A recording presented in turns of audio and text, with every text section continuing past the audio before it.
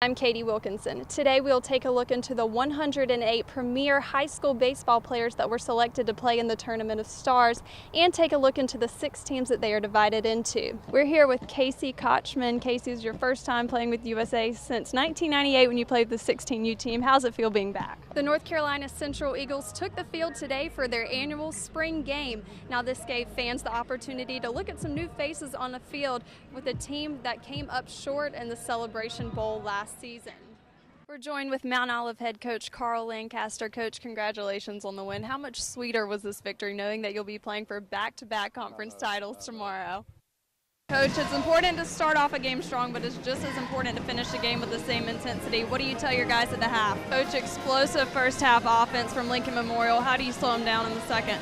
You had a strong winning season, but you faced a little adversity losing that first game in the tournament. How do you feel that your team's responded to that? Well, big things are happening in Carolina sports. The women's volleyball team will host the first and second rounds of the NCAA tournament beginning tomorrow against High Point University. Now, this team seemed to click well together today, but they have a little bit of time off before they meet back up in August as they prepare to take on Duke September 2nd in their first regular season game. I'm Katie Wilkinson for ABC 11 Eyewitness News. Season is concluded now. You're on to the conference tournament. What do you tell your girls after today's win as they look on? Coach, fouls were a big problem in the first half. How does that change your style of play in the second? The NCAA enforcement staff has rejected UNC's most recent defense against potential penalties for its academic scandal. On August 1st, UNC responded to an amended version of the NCAA's notice of allegations by arguing that the enforcement agency went beyond its jurisdiction in punishing the academic matters. What do you expect to see in that matchup? Well, Dean, both teams are loaded with amazing athletes, and the thing is, all of these athletes have already decided on a college. The Bulldogs are looking to bounce back after a tough loss at home on Wednesday to Catawba. Now, this is a big game tonight. It's the last regular season game. The Tar Heels are no strangers to the big leagues. UNC baseball has produced some of the top pitching talent in the nation. J.B. Bukauskas is hoping to follow in the footsteps of those memorable Carolina alumni, but his first task is taking care of the season at hand.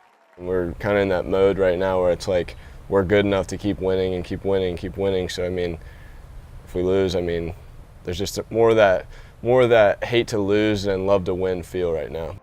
After missing out on a run towards the College World Series last season, Bukauskas feels that his team has some extra motivation. Gives you a little bit of like a chip on your shoulder, I think, coming to the next year, just kind of like we're going to make a push this year to make it. But the 2017 All-American pitcher does not want the idea of getting drafted to take away from the goals of the team this season. You kind of try and focus more on the team and kind of let that kind of take care of itself, just because if the team does good things, generally that means that you're playing well, and if you're playing well, that stuff will just kind of take care of itself.